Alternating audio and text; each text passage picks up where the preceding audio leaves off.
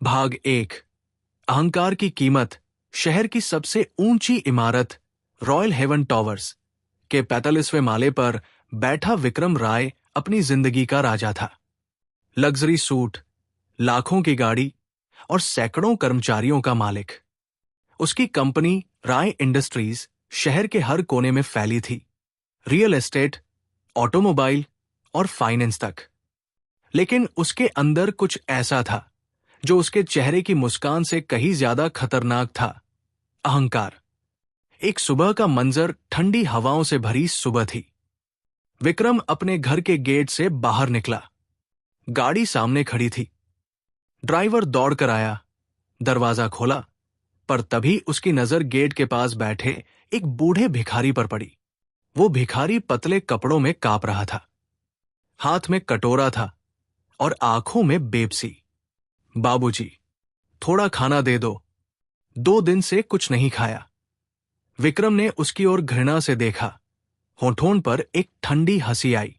उसने अपनी जेब से नोट निकाला, लेकिन देने के बजाय भिखारी के कटोरे में सिक्का फेंक दिया। ले, तेरे जैसे लोग इसी लायक हैं। मेहनत करनी नहीं आती, भीख मांगनी आती है।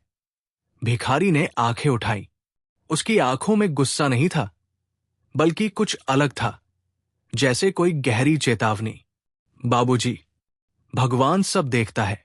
आज जो ऊंचाई पर हो, कल वही नीचे भी आ सकता है। विक्रम ठाका मारकर हंसा। भगवान? हां, मेरे पास अपनी किस्मत बदलने की ताकत है, किसी भगवान की नहीं। वो चला गया। गाड़ी दूर निकल गई, लेकिन भिखारी की नजरें उसी दिशा में टिकी रही। उसने धीमे स्वर में कहा, कभी न कभी इस घमंड की कीमत तू चुकाएगा, और वो दिन बहुत पास है। भाग 2। किस्मत का खेल शुरू होता है कुछ हफ्तों बाद। राय इंडस्ट्रीज में अचानक वित्तीय अनियमितताओं का मामला खुला। कंपनी के सीएफओ ने इस्तीफा दे दिया और मीडिया में खबरें फैल गई कि कंपनी के फंड्स गलत निवेश में फंस गए हैं। विक्रम को विश्वास नहीं हुआ। असंभव, मैंने हर चीज पर कंट्रोल रखा है। लेकिन जब उसने बैंक अकाउंट्स चेक किए तो करोड़ों रुपए गायब थे। उसके सबसे भरोसेमंद मैनेजर मनीष ने सब साफ कर दिया और विदेश भाग गया। कंपनी के शेयर गिरे, निवेशक पीछे हटे और रातों रात राय इंडस्ट्रीज का नाम मजाक बन गया। घर में तूफान। विक्रम के घर में सन्नाटा था। उसकी पत्नी नेहा रो रही थी।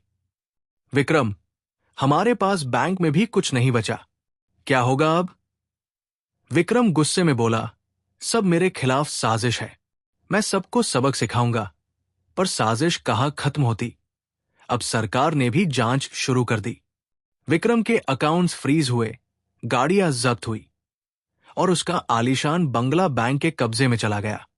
एक ही महीने में जिस आदमी के पास करोड़ों थे, वो सड़कों पर आ गया। भाग 3। वापसी। उसी गली में विक्रम अब फटे कपड़ों में शहर की गलियों में भटक रहा था। जिस गली से कभी उसकी गाड़ी गुजरा करती थी, अब वही वो भीख मांगने लगा। लोग पहचानते तो थे, लेकिन अब कोई पास नहीं आता। अरे, ये तो वही राय साहब है ना, जो पहले हमें घूर कर देखते थे। हां, अब देखो किस्मत ने कैसे पलटी मारी। विक्रम चुपचाप सब सुनता रहा। कभी उसकी आंखों में गुस्सा था, अब सिर्फ शर्म और पछतावा। पुराने मंदिर के बाहर वो उसी मंदिर के बाहर बैठा था, जहां कभी उसने एक भिखारी का अपमान किया था। वही पत्थर की सीढ़ियां, वही हवा, वही कटोरा उसके सामने। वो सर झुकाकर बोला, अगर कोई भगवान है तो मुझे बस एक मौका दे अपनी गलती सुधारने का। तभी पीछे से आवाज आई, मौका हर किसी को मिलता है, पर पहचान वही पाता है जो उसे सही तरह से इस्तेमाल करे। विक्रम ने पीछे देखा। वही भिखारी खड़ा था, लेकिन इस बार कुछ अलग था। उसके चेहरे पर एक रहस्यमयी सुकून था, जैसे कोई साधु हो। भाग 4। भिखारी की पहचान। भिखारी मुस्कुराया, याद है मुझे? तूने मेरे ऊपर सिक्का फेंका था, मानो मैं इंसान नहीं। विक्रम की आंखों में पानी भर आया। मुझे माफ कर दो, मैं अहंकारी था। भिखारी बोला, मैं तुझे माफ करने नहीं आया, तुझे समझाने आया हूं। तूने जिस दिन मेरे सम्मान को कुचला, उसी दिन भगवान ने तेरी किस्मत पलटने का फैसला कर लिया था। विक्रम ने कांपते हुए कहा, तुम कौन हो? भिखारी ने अपनी दाढ़ी हटाई और विक्रम हैरान रह गया। वो कोई साधारण व्यक्ति नहीं था, वो अर्जुन मेहरा था। वही व्यक्ति जिसे विक्रम ने 10 साल पहले बिजनेस में धोखा देकर बर्बाद किया था। भाग 5। बदले की परछाई। अर्जुन ने ठंडी सांस ली। मैं तेरे जैसा था, सफल, अमीर, मगर तूने मुझे मिट्टी में मिला दिया। मेरे सारे प्रोजेक्ट तूने अपने नाम करवा लिए। मेरी बीवी ने आत्महत्या कर ली और उस दिन मैंने कसम खाई थी कि एक दिन तुझे वही एहसास कराऊंगा। विक्रम की आंखों से आंसू गिरने लगे। तो ये सब तुमने किया? अर्जुन ने सिर झुकाया। हां, पर मैं तेरे पैसे से बदला नहीं लेना चाहता था। मैं चाहता था कि तेरा अहंकार टूटे। और आज जब तू उसी जगह बैठा है जहां मैं था, तब मेरा बदला पूरा हुआ। भाग 6।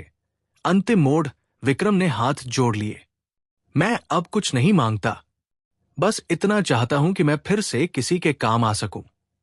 अर्जुन ने मुस्कुराकर कहा, यही तो भगवान चाहता है कि तू सीख ले, अहंकार का अंत विनम्रता से होता है। उसने अपनी जेब से कुछ पैसे निकाले और विक्रम के कटोरे में रख दिए।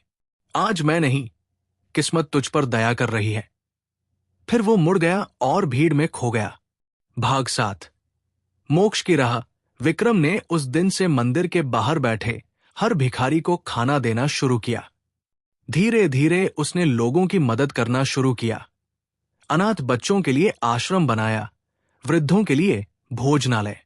समय बीतता गया और उसके कर्मों ने उसे फिर से सम्मान दिलाया। एक दिन वही मंदिर, वही जगह जहां उसने भिखारी का अपमान किया था, वही वो बैठा था, बच्चों के साथ हंसता हुआ। एक बूढ़ा आदमी उसके पास आया और बोला, बाबूजी, थोड़ा खाना दे दो। विक्रम ने मुस्कुराकर कहा, नहीं बेटा, तू मेरे साथ खा। अब कोई किसी से भीख नहीं मांगेगा। कहानी का संदेश, अहंकार से बड़ी गरीबी कोई नहीं और विनम्रता से बड़ी अमीरी कोई नहीं।